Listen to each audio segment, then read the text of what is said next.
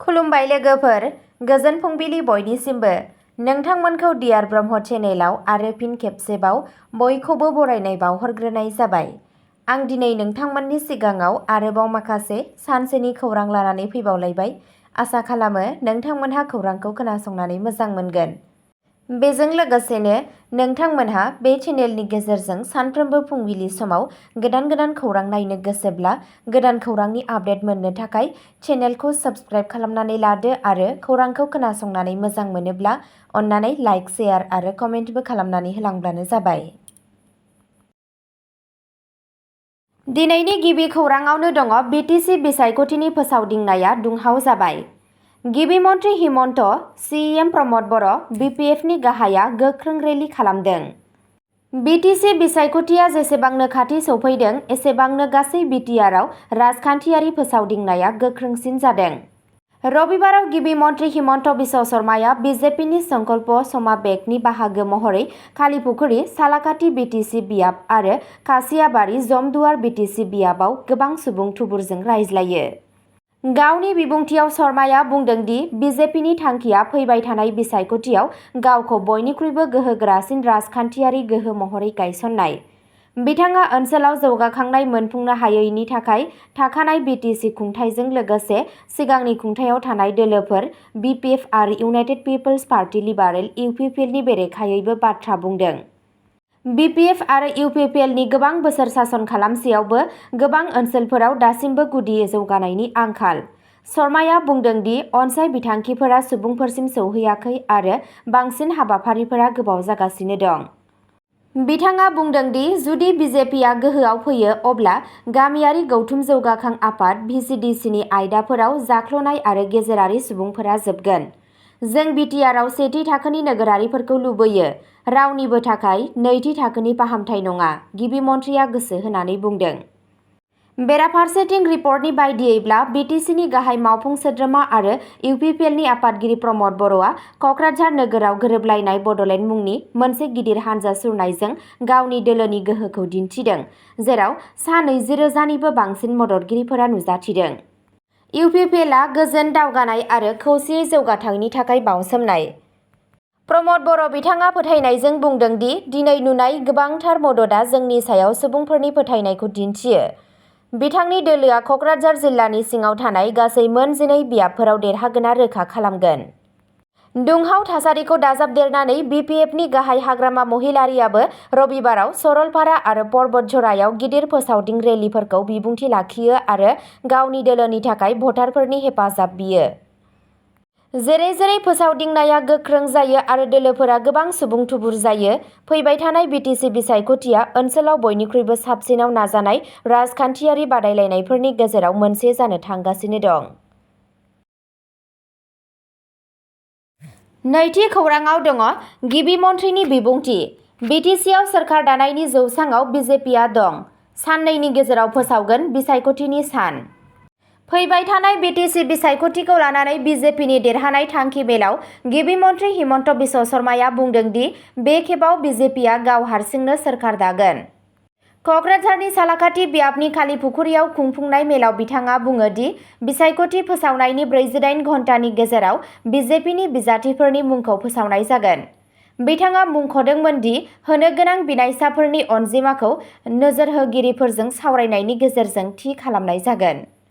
गिबि मन्थ्रिया दाबि खालामो दि बिनि मेलाव इउपिपिएल एबा बिपिएफनि रुजुनायाव बिजेपिनि गोबां सुबुं थुबुर दं आरो बुंदों दि रायजो-राजाफोरा बिजेपिआव हाबनो थाखाय हेंथाफोरखौ सिफायगासिनो दं। बांलादेशनि बागै सैयदा हमीदानि हेफाजाबारि बिबुंथिखौ सोंखारिनानै गिबि मन्थ्रिया बुङो दि बेयो कंग्रेसनि दोनखोमानाय थांखिखौ दिन्थियो। थामथि खौराङाव दङ आसाम पुलिसआ 41 लाख रांनि हेर'इनजों लोगोसे दरंनिफ्राय साथामखौ हमदों। आसाम पुलिसआ फेग्रा मुवानि सायाव गावसोरनि सिग्रोमनायखौ गोख्रोंसिन खालामदों, जायनि जाहोनाव बे दानाव काछार जिल्लायाव गोबां गिदिर जब्द खालामनाय जादों। रिपर्टनि बायदियैब्ला मैया पुलिसआ दरं जिल्लानिफ्राय साथाम सुबुंखौ खादों आरो 41 लाख रांनि हेर'इन जब्द खालामदों। दायनिगिरि 30 बोसोर बैसोनि उबिर आली, 26 बोसोर बैसोनि रजक आली आरो 30 बोसोर बैसोनि मइज आलीखौ गंसे अट'रिक्सायाव दावबायनाय समाव हमनाय जादों। पुलिस सामलायगिरि नुमल महत'आ बुंदों दि मावख'गिरिफोरा साखिफोरनि नुजाथिनायाव 83 ग्राम हेर'इनखौ बोखांनो हादों, जायखौ ड्राग्स डिटेक्शन किट बाहायनानै रोखा खालामनाय जादों। महत'आ बुंदों दि बेफोर कनसाइनमेन्टफोरनि आन्दोआव थानाय गुवार नेटवार्कखौ नागिरनो थाखाय नायबिजिरनाया सोलिगासिनो दं। ब्रैथि खौरांआव दङ इउपिपिएलनि नैथि बिजाथिनि फारिलाइनि सायाव रोनगोरा नार्जारिया मा बुंदों? बिपिएफ दोलोनि आफादगिरि हाग्रामा महिलारीनि हेलिकप्टारखौ सावरायज्लायनो रोनगोरा नार्जारिया सोंखारिदों। हाग्रामा महिलारीनि हेलिकप्टारआ मोनसेल' इन्जिन जागोन आरो जोंनि इउपिपिएल हान्जानि हेलिकप्टारआ डाबल इन्जिन जागोन। इउपिपिएलनि मावफुं आफादगिरि आरो रायजो सभानि एमपि रोनगोरा नार्जारिया दिनैनिफ्राय हेलिकप्टारजों बिसायख'थि फोसावदिंनायखौ जागायजेननायनि सायाव बिपिएफ दोलोनि आफादगिरि हाग्रामा महिलारीया सोंनाय सोंलुनि फिन होनानै बे बिबुंथिखौ होदों।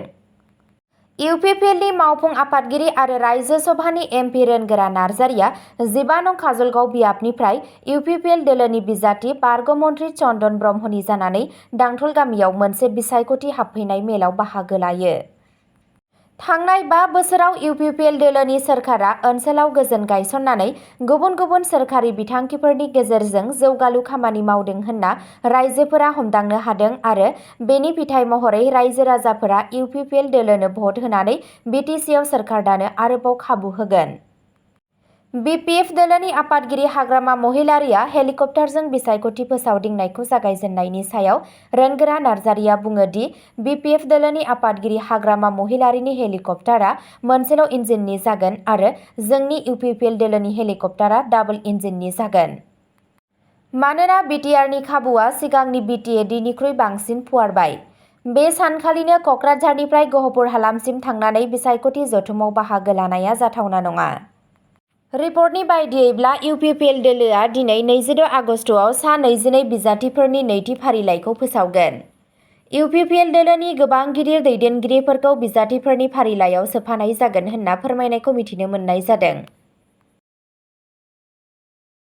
बाथि खौरांआव दङ आसामनि डिब्रुगड़नि फोरोंगिरिया हायुंआरि फोरोंगिरि बान्था 2025 नि थाखाय सायख'जादों। आसामनि डिब्रुगड़आव थानाय नामसां टिइ मडेल फरायसालिनि गोरायुं देबाजित घोषआ मुंदांखा हादोरारि फोरोंगिरि बान्था 2025 नि थाखाय सायख'जाबाय। आसामनि सोलोंथाइ मन्थ्रि रनज पेगुआ समबार 25 आगस्तखालि गावनि एक्स हेन्डेलनि गेजेरजों खौरांखौ फोसावो, जेराव बुंनाय जादों दि घोषखौ 5 सेप्तेम्बर फोरोंगिरि सानाव मान होनाय जागोन।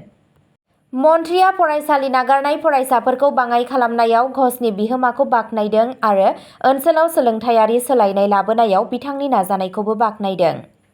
घोषआ बेनि सिगां 2023 मायथाइयाव रायजो बान्था मोनदों। 1958 मायथाइयाव गायसनजानाय हायुंआरि फोरोंगिरि बान्थाया गासै भारतआव फोरोंगिरिफोरनि गेजेराव साबसिनखौ गनायथि होयो। सायख'नायाव गाव मुं सायख'नाय आरो जुरि बिजिरनाय थाफायो। फरायसालिनि सोलोंथायाव गुन गोनां जौगानायखौ थुलुंगा होनो थाखाय बोसोरफ्रोमबो सा 45 निफ्राय 50 सो फोरोंगिरिफोरनो बान्था होनाय जायो। द'थि खौरांआव दङ सा 36 बांलादेशी नोगोरारिफोरखौ आसामनि श्रीभूमि आरो खोला सालमारानिफ्राय होखारहरफिननाय जादों। आसाम पुलिसआ आयेन बेरेखा हाबफैनायनि बेरेखायै गावसोरनि सिग्रोमनायनि बाहागो महरै श्रीभूमि आरो खोला सालमारानिफ्राय सा 36 बांलादेशी नोगोरारिफोरखौ दैथायहरदों। गिबि मन्थ्रि हिमन्त बिश्व शर्माया समबार 25 आगस्तखालि एक्सआव गावनि पस्टनि गेजेरजों बे खामानिखौ रोखा खालामो। गिबि मन्थ्रिया लिरदों, सा 36 आयेन बेरेखा बांलादेशी हाबफैग्राफोरखौ होखारहरफिननाय जादों।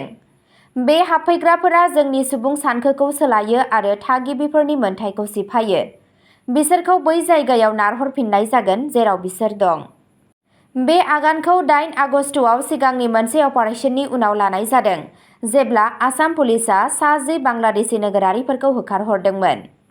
सोरखारा थागिबि सुबुं माहारिफोरखौ रैखाथि होनो आरो आसामनि सुबुं सानखोआरि समानथिखौ रैखा खालामनो थाखाय आयेन बेरेखा हाबफैनायखौ फोजोबनो नाजानायखौ गोख्रोंसिन खालामदों। स्निथि खौरांआव दङ गुवाहाटी ट्राफिक पुलिसआ स्टान्ट खालामनायनि थाखाय सानै लाइमोनफोरखौ खादों। 24 आगस्त रबिबारखालि गुवाहाटी ट्राफिक पुलिसआ सानै लाइमोनफोरखौ जीएस र'डआव गिथावना स्टान्ट खालामनाय हमजानायनि उनाव हमदों। एक्सआव गुवाहाटी ट्राफिक पुलिसनि मोनसे बिबुंथिनि बायदिब्ला दिसपुर पिएस ट्राफिक ब्रान्चनि मोनसे हान्जाया सानै जेंना सोमजिहोग्राफोरखौ हमथादों, जायफोरा जीएस र'डखौ गावसोरनि गावारि रेसट्रेकआव सोलायदोंमोन, जाय गावसोरनि जानला-मोनला आखुजों दाय गैयै सुबुंफोरनि जिउखौ खैफोदाव खोख्लैदों। पुलिसआ रोखा खालामदों दि सानैबो सालायगिरिफोरजों लोगोसे बिसोरनि गारिफोरखौ जब्द खालामनाय जादों।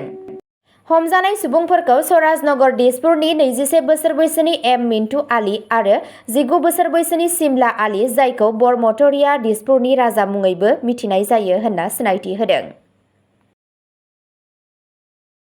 अब्ला दिनैनि खौराङा एसेनोसै, गोजोन्थों।